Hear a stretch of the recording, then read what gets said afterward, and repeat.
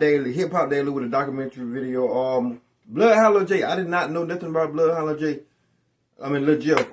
I reacted to him a couple weeks ago on my new channel, so make sure y'all go check that video out. Also with 5 or 6 new music reactions. Y'all be wanting them music reactions, but never want to go on the channel. So y'all go on my other channel, which is gonna be in the description down below. And I reacted to one of his songs before. Let's go ahead and get into it, man. Bloodhound Lil Jeff made noise in the drill scene, but then they both ended up getting killed exactly a month apart from each other. Fans have no idea how wild and brutal the story behind the scenes really is, though. So today we're breaking the whole thing down. On July 8, 2024, the Chicago PD responded to a shooting on 89th and Langley and found Lil Scoom on the street with 2 gunshots in his chest. He was rushed to the hospital, but by the time he got there, it was already too late, and Scoom was pronounced dead. While the doctors are trying to save Scoom, the cops are getting into a shootout with the dude who allegedly killed him. When the cops rolled up on the scene where Scoom was shot, they spotted the dude leaving on foot with a gun. The cops tried to chase the dude down, but he upped his strap and started shooting at them. They even called in a SWAT team to help catch the shooter, but he still ended up getting away. Lil Scoom was the only one who got hit up, though. According to reports, what kind of fucking hitters they got down there now? God damn, what the Scoom and his homie Lil Will were together when the shooting went down. They allegedly hopped out of the whip and started pressing the dude on the street. And that's when the other guy upped his strap and shot both of them. Scoom and Lil Will were both allegedly active in the trenches. And on the track Nightcrawler, Scoom raps, Lil Will clutching the chop, trying to catch us the op and jump out and let that bitch spit. After the cops found Scoom, Lil Will was found in an Uber with gunshots in both of his legs, but he made out of the situation alive. There are a lot of rumors flying around about how Lil Scoom got killed. Some people are saying he got backdoored, and his mom even hopped on social media and said that she talked to Scoom right before he died, and he told her he didn't feel right, and the people around him were acting weird. A lot of people were spreading the rumor that Scoom got set up by a girl he knew named Nene Brooks. The girl even started getting death threats over the situation, but Scoom's mom said the story was all cap. According to her, Scoom got killed. This same dude, Scoom is the dude. They got. I remember seeing that on Twitter and shit. They backdoored him on Twitter. She was like, "You gonna die" type shit on the porch. Someone he knew and said that they got him comfortable enough to snake him. And just 3 days before he was killed, Scoom posted on Facebook about getting set up. Excuse me, are you Samuel L. Jackson? Yeah, you probably know me from Oh my God, it's you. Nobody knows who killed Scoom yet, but it definitely don't sound like it was not. According to witnesses, Scoom was arguing with the dude who shot him. If it was an op who ran down on him, they wouldn't be talking to Scoom before they shot him. So it makes more sense that he knew the shooter. What makes the situation even more tragic is that Scoom was on his way out of the streets and into the music industry. Lil Scoom had only been in the rap game for a year before he died, but he was already getting some major buzz on his name and signed a deal with Columbia Records. He was running up big numbers with tracks like Need for Speed, Nightcrawler, and In Scoom We Trust. And one day before he died, Scoom had his first major interview with DJ. I know y'all be on these type, you know what I'm saying, these new Chicago niggas. Who y'all want me to react to? What song y'all want me to react to? UTV. In the interview, Scoom talks about all the violence in Chicago and said that social media was getting people killed. You ain't gonna see me do much of that shit. A lot of people was dying because of social media. They let that shit get to their head. Scoom said he started robbing and stealing cars when he was a kid. Then around 15, he really got active. He lost 2 homies back to back when he was 16. And it seemed like Scoom was trying to make it out of the streets. And what makes the situation even crazier is that Scoom was shot exactly 1 month after his homie Bloodhound Lil Jeff got killed. Lil Jeff was one of the hottest rappers in the drill scene. He had been dropping music for long ago. All of his videos running up big numbers, and he even had a co-sign from G Herbo. Scoom and Lil Jeff were tight and linked up in the studio on tracks like Exotics and Rack to LA. They had street ties that were deeper than rap. And Lil Jeff wasn't just popping in the rap game. He was allegedly one of the most active shooters in the city. Lil Jeff repped the Bloodhounds on the east side of Chicago, and rumors are flying that he was killed over their beef with a set called Trap City. The Bloodhounds are more like a click-up between different sets, and some dudes from Trap City used to claim it too.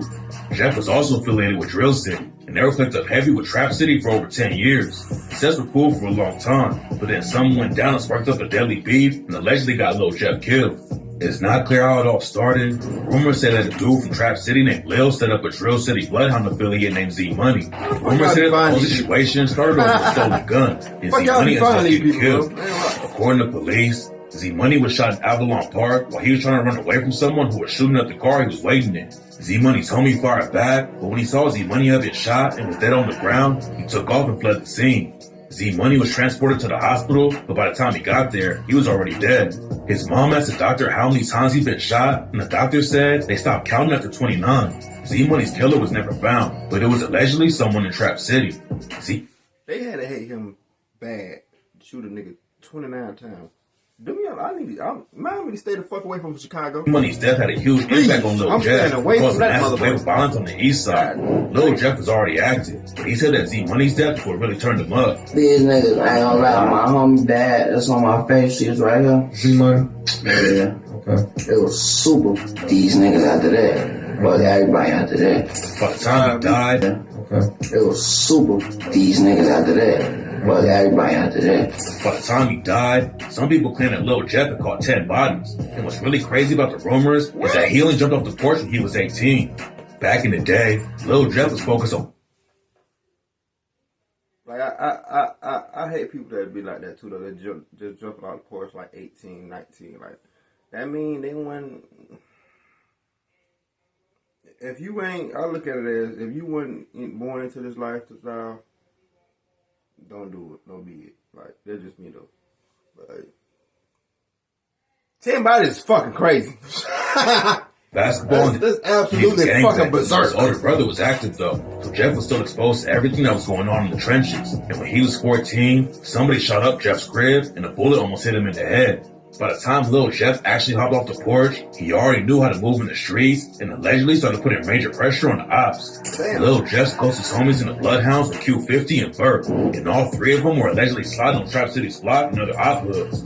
Vert was actually Lil Spoon's blood cousin, and he's also the one who told Lil Jeff to hop in the booth. But Jeff kept both feet in the trenches, even after he started popping off in the rap game. Z-Money's death sparked a huge wave of violence on the east side, and Q50 and Lil Jeff were allegedly a big part of it. Rumors said that Q50 was shot after Z-Money was killed, but then the Bloodhounds allegedly clapped back and killed Lil from Trap City. On June 25th, 2023, Lil got into the back seat of a Lyft ride.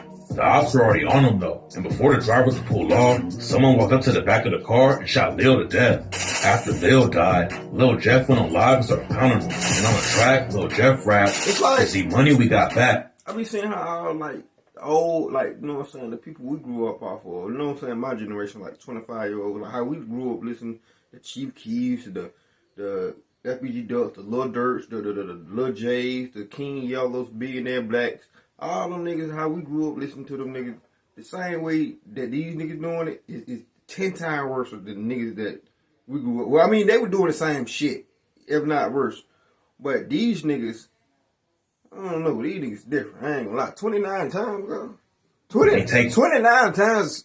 Long, bitch, I'm relentless. Trap City wasn't the only offset that Lil Jeff was allegedly putting pressure on though. And a few months after Lil died, Lil Jeff was allegedly involved with a brutal shooting that left 2 ops dead right in front of their high school.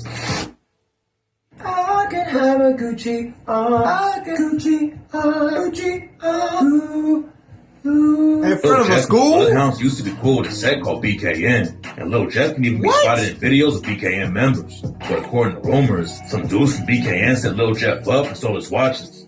After that, Lil Jeff allegedly slid on BKN and took out 2 of their members. On January 26, 2024, Monty and Lil Rob were standing outside of their high school when 2 shooters hopped out of a whip and started letting off shots. Nobody was ever booked for the shooting, but rumors say that Lil Jeff was involved with the hit. And on the track he allegedly self-snitched when he raps. Them niggas did what they did and had to pay the consequence. Still hop out blasting when I'm sliding. And I be driving this thirsty shit. You would think a nigga bapping if I told you about what I did. And just walked in lids for 2 hats. Really stepping in blood. Niggas know how I get. He ain't get a chance to run. Can't say that he tripped. Bounced out with folks 6. 2 niggas got hit.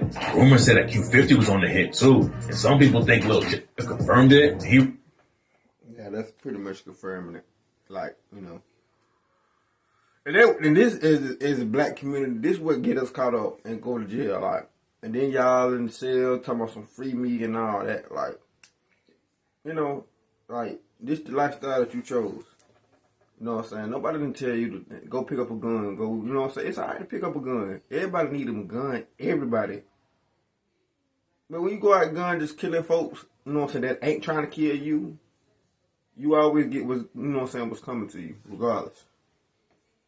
raps. I'm everything they talk about. Slimy Crazy dude part. will walk you down. With Q50, that's my round. 50 shots to clear the crowd. They'll take you down and chalk you out. Lil Jeff even went live on IG and basically confirmed he was the one who took out Monty and Lil Rob. It's not clear how many bodies Lil Jeff actually caught, but some people say it was like 10. He talks about killing ops all the time on IG Live. And at one point, Allegedly. he even said he was going to start teaching other dudes how to kill.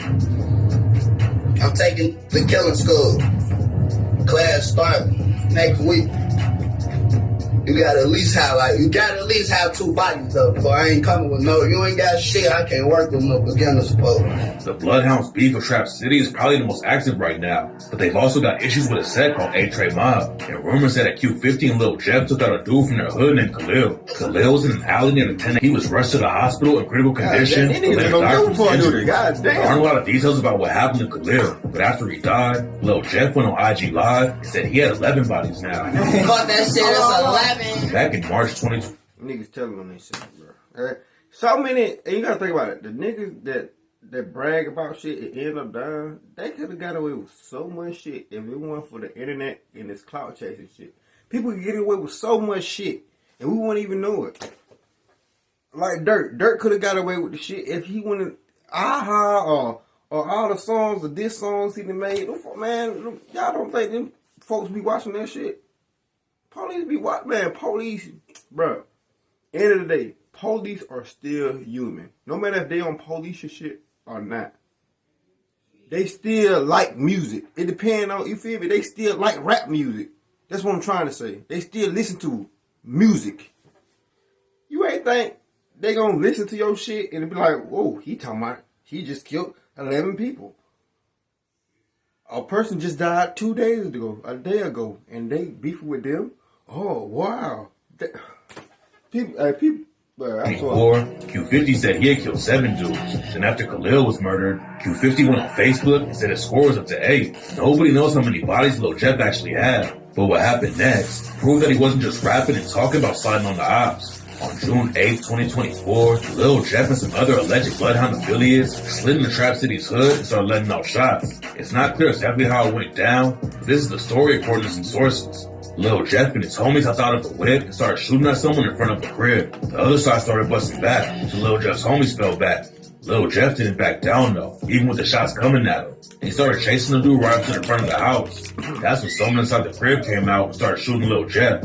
He got hit 19 times, and there wasn't any way he was gonna make it out of there alive. According to rumors, the dude who shot Lil Jeff was arrested, but the cops let him go because they called it mutual combat. Mutual combat basically means people can fight on equal terms, and if one of them dies, the other person won't be charged with murder. It's pretty rare to see the cops let someone off for mutual combat, but it's happened in Chicago before. Back in 2021, 2 sets of the Four Corner Hustlers got into a shootout, and 5 of them were arrested. Mutual combat. Nigga, I have never heard of that. That must be some Chicago shit. Cause I know Georgia and Florida got stay. Well, I know Florida for shit show got stand your ground law. So even if you arguing with a motherfucker, you still can shoot the shit out their ass, which is so fucking berserk to me. The cops let them all go. After Lil Jeff was killed, Burt allegedly put up a memorial for him. Then right after it got put up, some dudes from A-Tray Mob came through and destroyed it. Messing with the memorial was a bad idea though, because right after it happened, 2 A-Tray affiliates were shot and listed in critical condition. 49 people shot in 1 week. Lil Jeff though, because A-Tray has other ops too. But rumors said the shooting happened because of the videos they posted destroying Lil Jeff's memorial.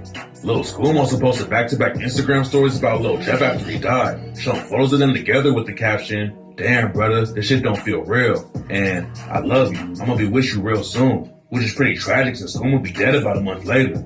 A lot of people thought Lil Jeff was gonna be the next star in the drill scene. He was running up big numbers every time he dropped, and his name was buzzing everywhere even though he'd only been dropping music for a little while before he died. But while fans were rocking with the music, a big reason Lil Jeff had so many eyes on him was because of how wild he was. He was always going live on IG dissing the ops and talking about how many bodies he had. And when Lil Jeff went on DJ UTV for an interview with Q50 and Verse sitting next to him, they went viral again for breaking down the Percocet and snorting it in the middle of the interview. If Lil Jeff focused on the When I started doing interviews and shit, y'all come on my shit doing coke and my podcast and shit doing coke. Take y'all ass to the motherfucking bathroom, man. We going smoking over here. And hell, I probably ain't gonna be smoking then. But y'all can, but nigga doing that? Music, he could have been big. Adam22 from No Jumper said that right before Lil Jeff died, they were talking about getting an interview set up, which would have put way more eyes on Lil Jeff. Lil Scoom and Lil Jeff both had a lot of potential to make it into the rap game, but now we'll never get to see him blow up. Yeah, because I when I react to him on make sure y'all go check out the description down below. When I reacted to him, I didn't know he passed away until after I did the video, which is crazy. But you know what I'm saying? I fuck with his music. Make sure y'all give me your thumbs up, like, share, subscribe. See y'all when I see y'all. Love y'all. Make sure y'all go to my second channel and subscribe. Hit the notification bell on both of my channels. Description gonna be down below, man. Let's ride, nigga.